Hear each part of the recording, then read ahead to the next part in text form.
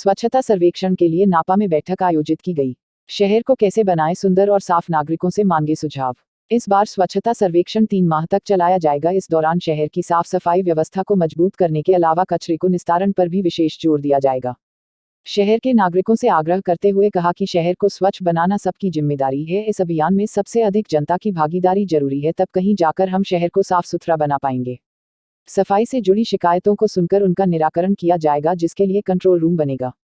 शहर के गणमान्य नागरिक और पत्रकारों ने भी शहर को स्वच्छ बनाने सुझाव दिए। सब लोगों ने बहुत मेहनत की और निश्चित रूप से हम लोगों ने मुकाम को टच किया कि आपसे हम इंटरेक्शन करें, क्योंकि इस सर्वेक्षण में अकेले केवल नगर पालिका अपने दम पे इस मुकाम को हम लोग हासिल नहीं कर सकते जब तक कि हमें हमारे सभी समाज के सभी वर्ग के लोगों का सहयोग प्राप्त नहीं होगा। अतिक्रमण हटे और जोरदार तरीके से हटे, किसी जिंदाबाद मुर्दाबाद न सुनी जाए। एक बात ये प्रोसीडिंग में लिखना। दूसरी बात सीएम साहब, 50 लाख रुपए पिछले एनजीओ को अपने साफ सफाई और स्वच्छता दिवाले रंगने से कुछ हुआ नहीं, कुछ हुआ। पुराने टायर पर रंग डाल के कर दिया। पत्रकारों वहां लेके जाए जब 50 लाख रुपए लगा, जो दिवाले रंगे उससे कुछ नहीं होता। आपने सब देखी, मैं तो बू उठाता हूँ, मैं गंदगी उठाता हूँ बिना पैसे, है ना। इसी तकलीफ है मेरे। अतिक्रमण पटा पड़ा है। आपकी नगर पालिका की गाड़ी पिछले नगर परिषद में सब संसाधन खरीद लिए, करोड़ों रुपए के संसाधन है। मेरे ख्याल से नहीं की आवश्यकता बिल्कुल नहीं पड़े। ढक्कन टूटे पड़े हैं, बदबूदार कचरा। जब हम बाइक लेके चलते हैं पीछे तो बदबूदार कचरा आ गए। एक भी कवर नहीं आपकी गाड़ी में, उसको सुधारना पड़े। 50 लाख का एनजीओ उनको बुलाएं और पत्रकारों को वहां लेके चलें कि जहाँ 50 लाख खर्च हुए। नालियां धसी पड़ी हैं, जो भी तुम परिषद जनप्रतिनिधि बैठे, जब तक थोड़ी प्रशासन की जिम्मेदारी आएगी ना, करना पड़ेगा आपको। अतिक्रमण हटाना पड़ेगा, जोर तरीके से हटाना पड़ेगा। किसी के बंधे बन के नहीं काम करना है आपको कि कोई जनप्रतिनिधि का वहाँ फोन आ गया कि नहीं, बिल्कुल नहीं। प्रशासक भी चाहते हैं, डॉक्टर पंकज जैन भी आ रहे हैं, इस बात को कि होना चाहिए। अतिक्रमण समस्या है तो करो ना पूरी साहब, मगर ये निरंतरता इसमें नहीं रहती। कहीं ना कहीं लापरवाही हो जाती है, अपनी लापरवाही हो जाती है, कहीं व्यापारी की लापरवाही हो जाती है, कहीं किसी की। तो ये नगर पालिका के साथ साथ हमको भी अपनी जिम्मेदारी निभाना पड़ेगी। भैया अगर ये कहीं गलती हो रही तो हम उसको तुरंत।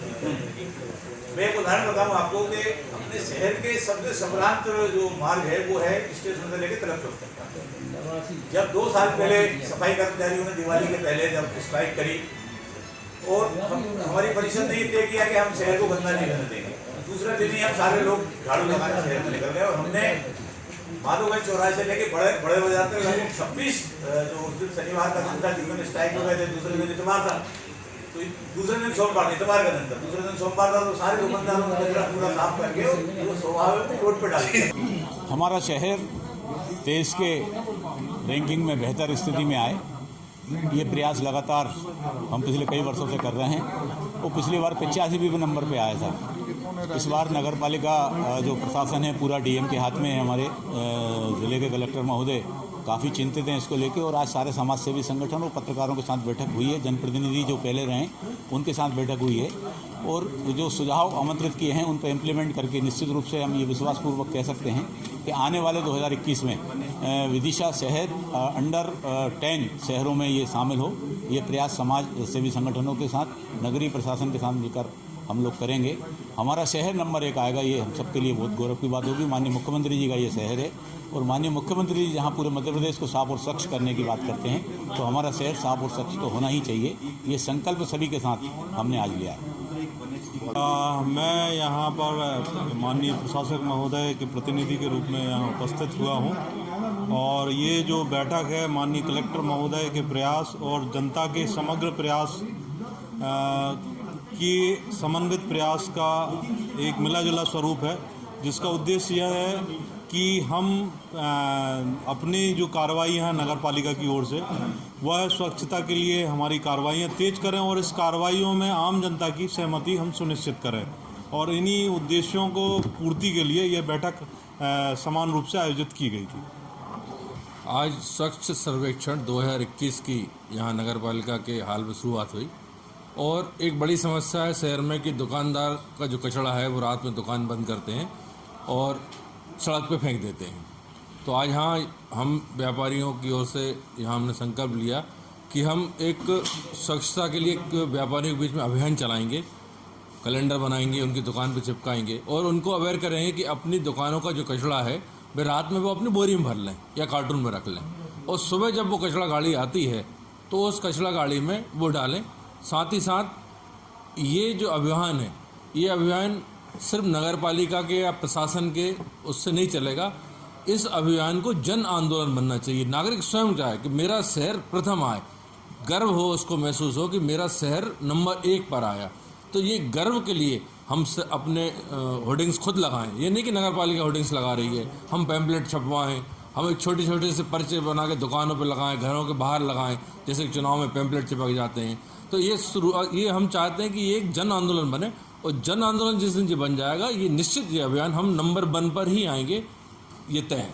धन्यवाद। क्या है 2021 स्वच्छ सर्वेक्षण की शुरुआत जो हम लोगों ने की है, ये कोरोना के कारण थोड़ा विलंबित है। पिछले साल हम लोगों ने काफ़ी प्रयास किया था और 196 से हम लोग 85वें स्थान पे देश में आए थे और पिछले साल वाली व्यवस्थाएं हम लोग कंटिन्यू नहीं कर पाए क्योंकि अचानक कोरोना और लॉकडाउन की वजह से ये व्यवस्थाएं जो थीं वो छिन्न भिन्न हो गई। अब हम लोग एक नए सिरे से प्रयास कर रहे हैं। प्रयास इस रूप में कर रहे हैं कि जो हम लोग इस बार करें उसको कंटिन्यू करें। हमारा मूल जो प्रयास है इसमें आम पब्लिक को इस सर्वेक्षण में, इस अभियान में, इस आंदोलन में जोड़ना है। स्वच्छता एक अभियान नहीं है, एक जन आंदोलन है। ये हम लोग कोशिश करेंगे कि जितनी से अधिक जनता का इसमें जुड़ाव हो, क्योंकि बिना जन सहयोग के स्वच्छता संभव नहीं है। हम सफाई करके चले जाएंगे, लोग तुरंत 5 मिनट में गंदा कर देंगे। तो जन सहयोग प्राप्त करने के लिए आज हम लोगों ने एक कार्यशाला, मीटिंगों की श्रृंखला प्रारंभ की है। तो धीरे धीरे हम सभी समाज सेवियों को, पुजारियों को, विभिन्न धर्मों के लोगों को, सभी को इकट्ठा करके हम लोग उनसे संवाद करेंगे, उनको प्रशिक्षण देंगे।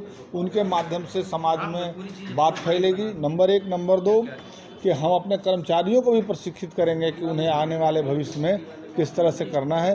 तो आज इसकी शुरुआत के साथ हम लोग आशा करते हैं कि जन आंदोलन के रूप में, जन सहयोग के रूप में हमें जो जनता का सहयोग प्राप्त होगा, यह विदिशा के हित में बहुत बहुत अच्छा रहेगा।